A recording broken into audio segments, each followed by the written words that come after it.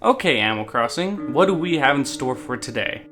Tom Nook. He is without a doubt one of the most popular characters in the Animal Crossing games, but he seems to be known for a different reason. Unlike Isabelle, who is loved, Tom Nook is hated by many and believed to be evil. In the 2003 annual Nintendo Power Awards, Tom Nook was nominated as one of the top villains in Nintendo games. Even websites like IGN and Game Radar ranked him in the top 100 villains in video games. IGN even suggesting that Tom Nook has a nice face, but the cold, dead heart of a megalomaniac whose sole desire is to make a quick bell. Geez, no wonder why Tom Nook is so hated. But you know, I believe it's time for someone to stand up for Tom. So that is the question I seek answers for today.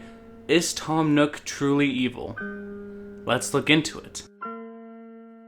Now, to answer this question, we need to go back to the first Animal Crossing. In the original Animal Crossing game, Nook provides the player with an interest-free loan to get settled into the town. Due to this, the player ends up indebted to and working for Tom Nook to help pay off the loan he gave them. Eventually, Tom will run out of tasks for the player and will lay them off, laying them free to find other methods to make bells in order to pay off the rest of the loan. Many people say Tom is a greedy raccoon who is addicted to money, a real Mr. Krabs, if you will. Evidence of this is shown in many ways throughout the series, but one of the earliest examples of this is in the first game when you pay off your loan and he asks, "Do you want to upgrade your house?" And if you say no, he then says, he refuses your denial and sets up an upgrade and forces another loan onto you to pay off. Tom never gives you the option to say no to him. And in Animal Crossing New Leaf, Nook has a monopoly over the town's real estate industry. When your player arrives in town, Nook is the only business animal who can sell you property. Plus, the majority of items you can purchase are at Tom Nook's family store, Nookling Junction. This just adds to his obsession with money. In all the games, Tom Nook's main goal is to put the player into situations where they have to spend all of their money, so he can monetarily have control over the town. I mean, just look at the conversations you have with him. It's always about money. All this guy cares about is money, your money. He just sees you and everyone else as a way to get more money. But is it that simple? This is a case where maybe we should not judge a book by its cover. We need to go far back to young Tom Nook. But how do we do that? Sometimes in the Animal Crossing series, you can walk in on Tom Nook and ask him some questions, and he might then tell you about his past. And what he tells you is pretty shocking. From these conversations that can be prompted, we learn this. When he was younger, he moved away to the city, leaving friends behind, including what seemed to be a close relationship with Sable. His dreams of success were sadly crushed by the hard life there. After making nothing for himself, he returns to the player's town to set up his store, losing his money and his friends. Nook no longer appears to be as good friends with Sable as he used to be, though the two often mention each other to the player. Now, even though I couldn't get personal screenshots or find any online of some of these conversations, here's what I gathered for you.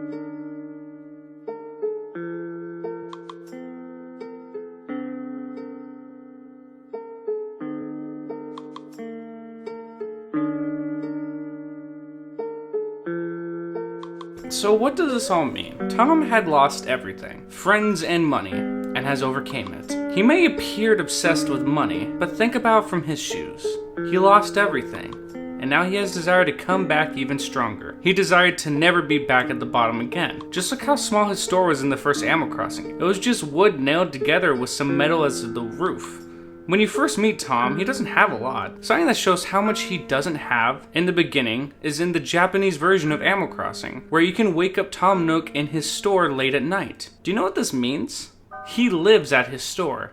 He doesn't own his own house in the first Animal Crossing game. This speaks a lot of weight to his character. Think about it. He goes to a city with big dreams, loses everything, comes back to his hometown to try to start anew and maybe become successful. Then you show up and buy a house. He is excited to have a customer, but when you show up, you don't have enough. But he doesn't just kick you out. He instead finds a way to help you out and get you a house. He puts his needs of money to the side to help get you a house and then put you to work to help you pay off a loan. Now, does that sound evil? A man who's struggling himself lends out a helping hand to you and finds a way for you to live in a house. And as time goes on, as you pay off more loans and buy more stuff from him, his business begins to grow and eventually he's back on top again. At the end of all this, Tom Nook isn't evil. He may love money, but he only loves money because there was a time when he lost all of it. And he went out of his way to help you in the beginning of the game. He is still a businessman though, so he finds ways to benefit for both of you. And personally, being an adult with actual living expenses, Tom Nook allowing you to pay off your loan whenever you can with no interest is really generous. This all sounds pretty clear to me, so to recap, Tom Nook left